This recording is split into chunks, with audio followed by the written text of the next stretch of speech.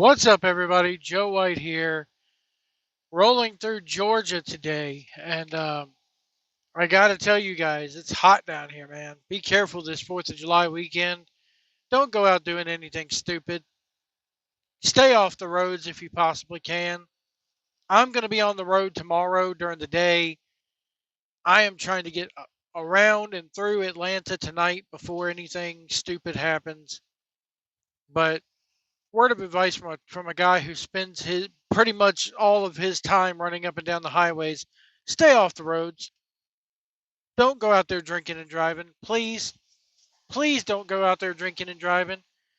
Because if you go out drinking and driving and you run into an 80,000 pound big rig, you're going to end up as a pile of goo on the fucking road, and they're going to be scraping you up with a fucking squeegee. So and then the truck driver that you hit, because they're a professional driver, they're still going to go to jail for manslaughter. So please don't fucking go drinking and driving. Don't drink at all. How about that? How about we just have a sober 4th of July?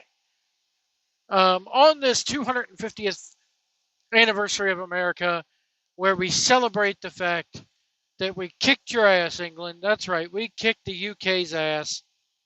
I don't even think it was the UK back then. England. It was just England. We kicked your ass, and you guys can't even keep a prime minister in office. At least we got an idiot in office, but at least we keep him there. It's for some sort of stability, whatever that means. But you guys have had, was it 7 prime ministers in 10 years? Ugh. Whatever. Whatever. And Greg Proops from Whose Line Is It Anyway once told, he's a brilliant stand-up comedian, and he once said, I'm over here in England, and all the time I hear, well, Americans are nothing but fat and stupid. And it's like, yeah, well, thanks for sending over the best and brightest to start the party for us. So, you know, there you go. Um, anyway, that's not what we're here for. I am here today to talk about how Stephanie McMahon's birthright was stolen. And because the people over at Woke Wrestling, I call them, they, Brandon Thurston just has to go around digging. He just has to pretend like he's the. Have you ever seen the movie Spotlight about the Boston Globe team who um, famously uncovered the. Sorry, guys, I'm trying to figure out where I'm supposed to turn here. This GPS is very distracting or very misleading. Uh, Gotcha. Okay. The Boston Globe team who famously uncovered the cover up of the Catholic Archdiocese in um, Boston, Massachusetts, and the greater Boston area, all of Massachusetts, really. And that kind of um, set off a chain of events that would uncover priests around the world, really. But if you ever watch the movie Spotlight, they do a lot of heavy digging and they do a lot of reporting, going to courthouses and copying files and trying to get records unsealed when they shouldn't have been sealed in the first place and all this good stuff. And that's what these guys think they are. That's who Brandon Thurston thinks he is. He thinks he's a member. He thinks he's a very, very, um, you know, hard hitting reporter. He thinks he's a journalist. And as you can see here by the picture, uh, John Pollock of Woke Wrestling, sniveling little weasel that he is, they just can't let this go. Anytime Vince McMahon, oh God, Vince McMahon, Jesus Christ. Anytime Vince McMahon's name is mentioned, they got to get there and, oh, we got to find out what this is. We got to expose it. Even though he's been gone for the company for about 3 years now, we got to expose it. We got to get out there and expose how much of a scumbag he really is, and we got to defend Janelle Grant. Oh, God, don't you know that they are probably crying their eyes out behind the scenes when they learn that this Janelle Grant lawsuit is going to go to arbitration and never will see the public? None of it will ever see the public. And they're going to have none of this mediation will ever be known about. And they're probably crying their eyes out. We want to see it. We got to expose people. We got to ruin people's lives. Janelle Grant was the victim, even though she was a willing fucking participant. It takes two to tango. Well, in their case, three. If Brock Lesnar hadn't have been drunk that night, four.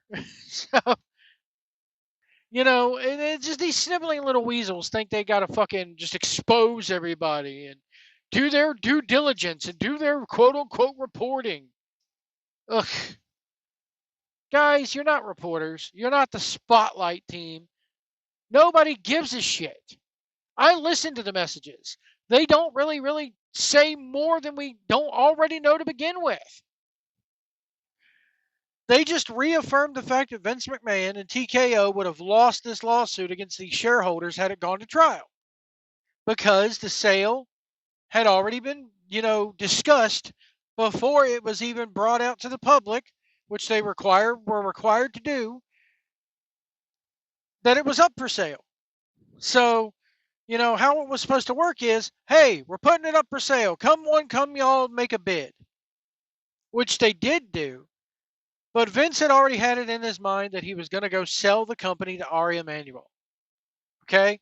And all this came about because of the Janelle Grant stuff. Vince McMahon retired, quote unquote retired. He gave up control.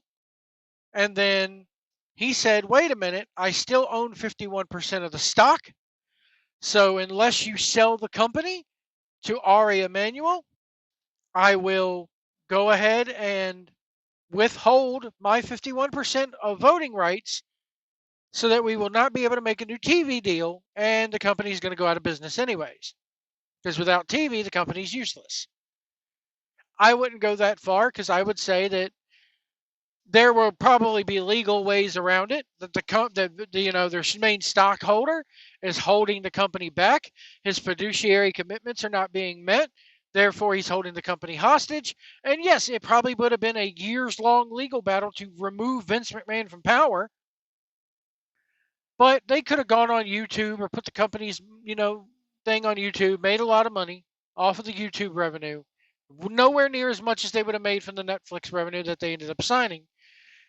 But they could have gotten Vince McMahon out that way. The company was not going to die. They have a pretty hefty war chest, guys. Okay? Then once you get Vince McMahon out, you have the ability to go to TV companies and go, hey, he's gone. We have the company. La-di-da. Let's go. But they didn't go that route. What ended up happening was Vince McMahon went back in charge, forced himself back in, at a time when all of the board members, which the clip I'm going to play from Meltzer here talks about it, and he fired all the board members who did not want him back, which is pretty much everybody. He gets George Barrios and Michelle Wilson, who were the former heads of talent relations, back into the company, along with other board members who he knows will be on his side.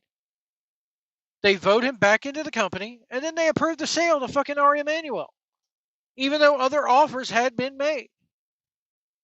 But the voicemails clearly state that, Vince McMahon sat down with a meeting with Ari Emanuel and Stephanie and Nick Khan and Shapiro.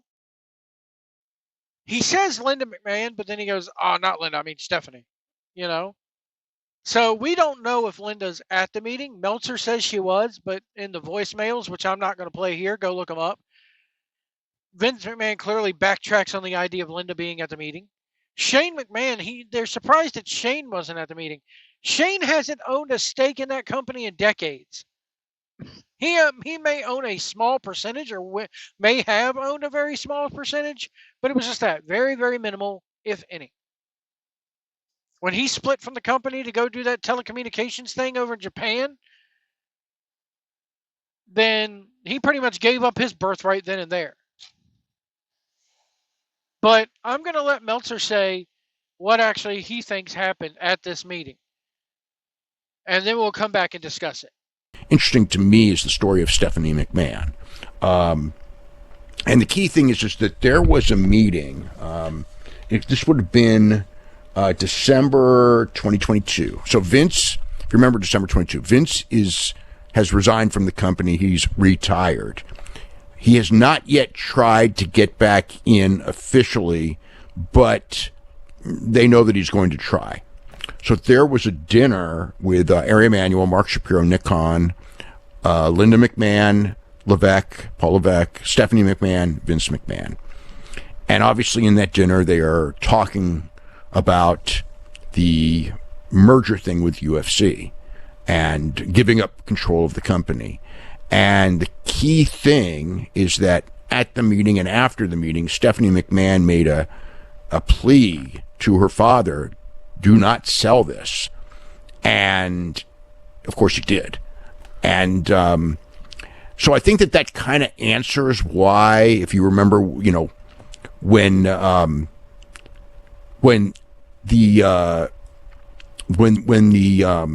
Vince tried to get back in originally, everyone, including Paul Levesque, including Nick Khan, including Stephanie, on the board of directors, unanimously voted not to let him back in, knowing that he was going to sell the company. And obviously, from a Stephanie standpoint, I think that she was someone who, at that point in her life, thought that, she was going to be the person in charge of this company going forward as the person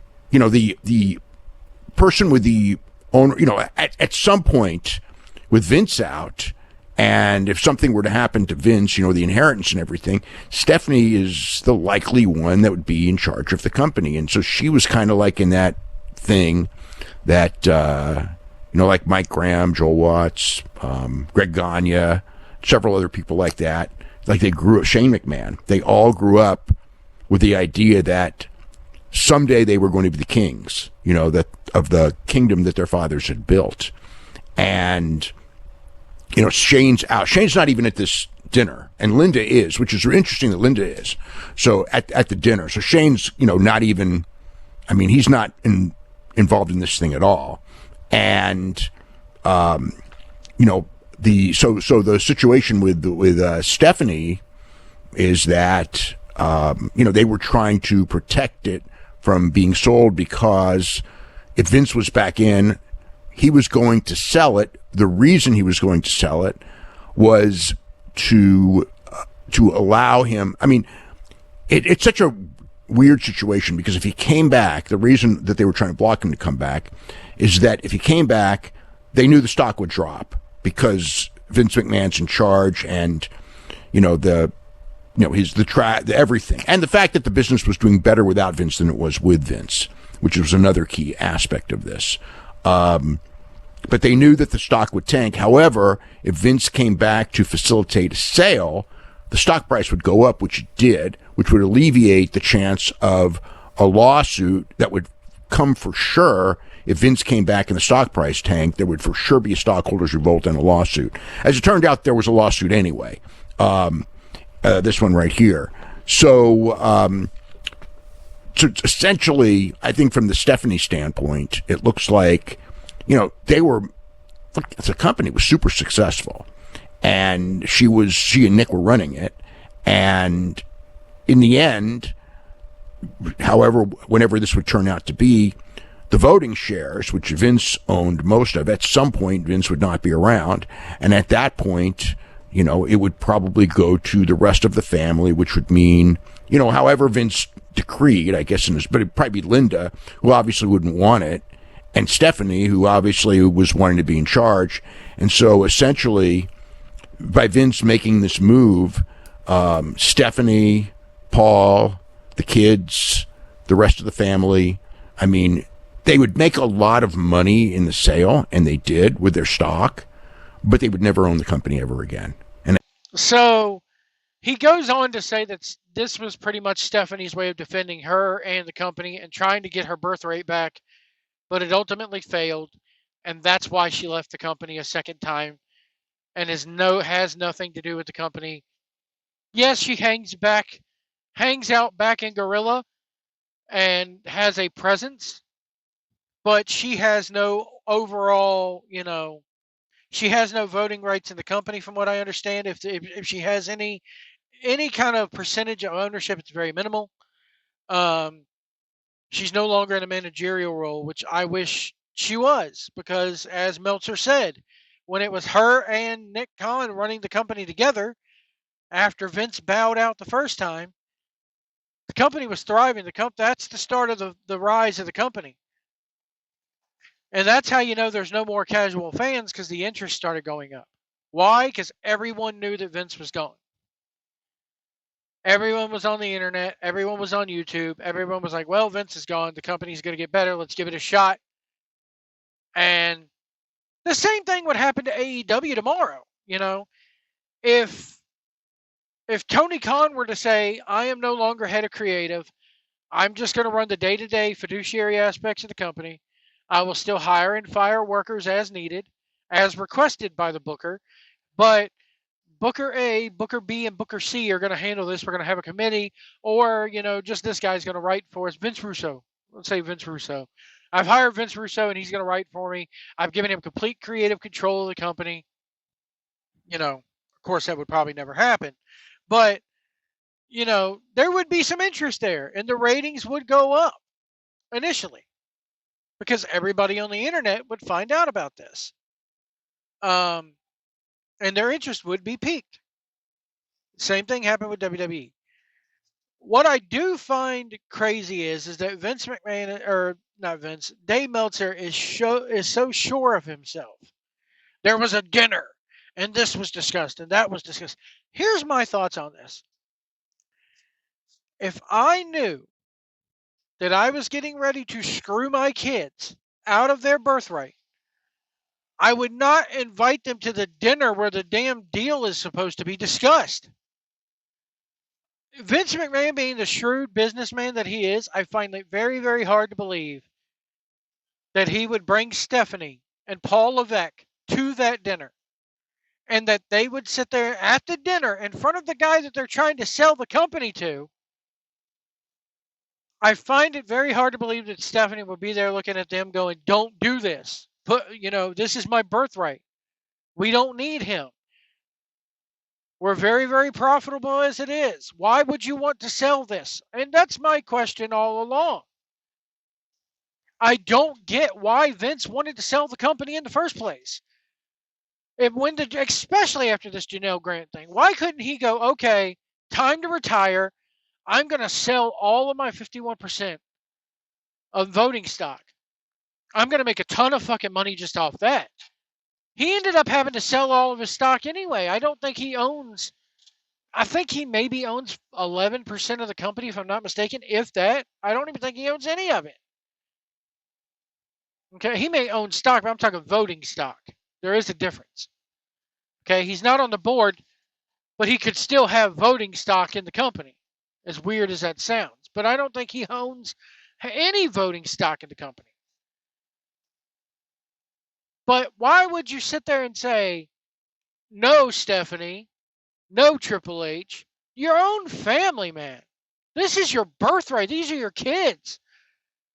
You should want to pass this business down to them. No, but because you're an asshole who wants to remain in control, okay? You sit there and say, "No, I'm not gonna sell to you guys because I know you're gonna boot me out of here. You're gonna boot the old man out.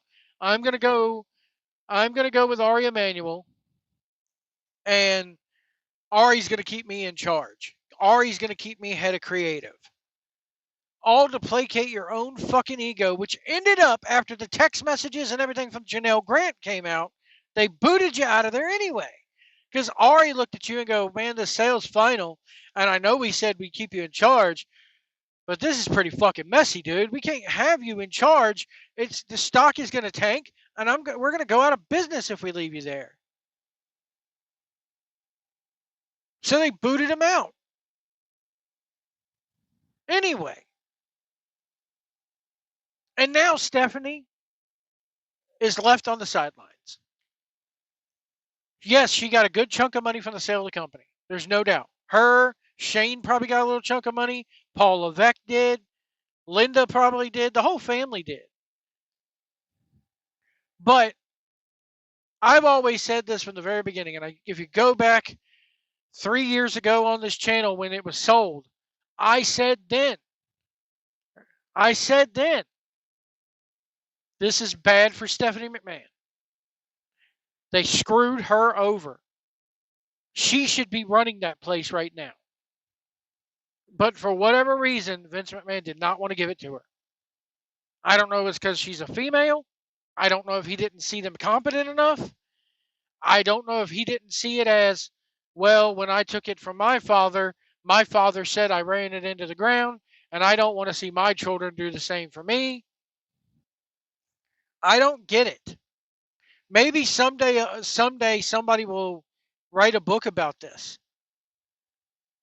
But I would love to get inside Vince McMahon's head and ask him, why did you not give this to your daughter as promised, dude? Why would you not give, or leave it to Linda? I know Linda is, him and Linda been on the outs for years. Their marriage is nothing more than a show and a sham. They're married just so they could say they're married because Vince thought a divorce would ruin him, and it would, because he'd have to give half of every fucking thing he owned to Linda McMahon. Or a judge could say, Linda, you're pretty damn well financially, let's split everything 50-50. That's probably what would happen, Sell off most of your assets, split everything 50-50. And Vince McMahon doesn't want a divorce on his record or, on his image. But it baffles me as to why Stephanie McMahon is not running that company right now. Ari Emanuel, I don't blame Ari Emanuel and TKO, Endeavor, whoever it was at the time. It was Endeavor at the time. I don't blame him for looking at this and going, God damn, I have a chance to fucking own WWE and UFC. So I don't blame Ari Emanuel. I don't blame him, but so much. The idea of, we could get you back at the company. We could scrub everything because I know the DOJ lawyers. Yeah, that's pretty scummy. But goddamn, Vince McMahon's not the first one to sit there and have friends in high places. Democrats do it. Republicans do it. Trump did it. Bill Clinton did it. How do you think Bill Clinton got impeached, but he wasn't removed from office for screwing everything that would say yes to him? I mean, come on. Come on. It's business and politics. They go hand in hand with one another, and they're all a bunch of crooks and criminals. Doesn't matter which side of the aisle you're on. So politics has nothing to do with it. And as far as people go, well, it's shady business practice. Dude, your object is to make money and to fly low under the government radar as much as you possibly can. So I don't fault them but so much, but the wrong person owns the company now. And I think we're paying for that. Here it is now. We're talking about high ticket prices. We're talking about price gouging of the fans. We're talking about bad storylines. We're talking about interference in storylines around the biggest show of the year, which they've done 3 years in a fucking row. So make of that what you will. Let me know what you guys think about all this in the comments below. Should Stephanie McMahon be running that company with Triple H right now? I think so. It actually pains me, if you go back to the CM Punk return from a few years back and watch the behind-the-scenes videos, Stephanie's sitting right there with Triple H. Stephanie even hugs Punk and tells him thank you for coming back. Because she still owns stock in the company. And it's of her benefit to have a good stock price, I guess. But it pains me that she should be sitting there with a headset on, commanding the ship. Let me know what you guys think about all this in the comments below. We will see you down the road. It has been said that Seinfeld is entertainment. Truer words have been spoken. Anything can happen here in the world of professional, but now more than ever, even though we call ourselves sports operas, this is a conscious effort to open the creative envelope, so to speak, in order to entertain you in a more temporary manner.